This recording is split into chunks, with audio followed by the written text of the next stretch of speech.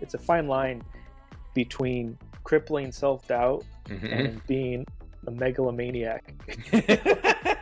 100%.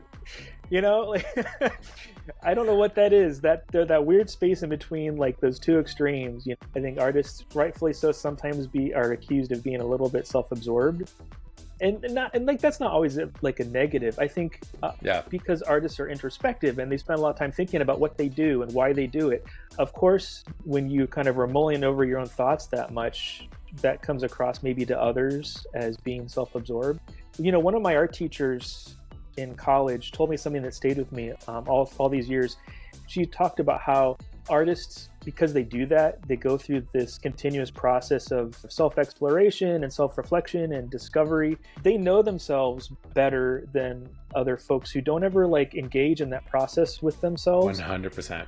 And you talk to a 60 or 70-year-old artist or filmmaker or fashion designer, and you hear them and they talk like they have the wisdom of the ages, but I think it's because they spent their whole life really like getting deep in their own psyches and trying to understand themselves. And you know, you never get there, but you spend your whole lifetime trying, you know. And I think that really kind of shows through in later years, and folks who don't do that, I think, are really missing out. I think that's maybe why people think artists are a bit self-absorbed.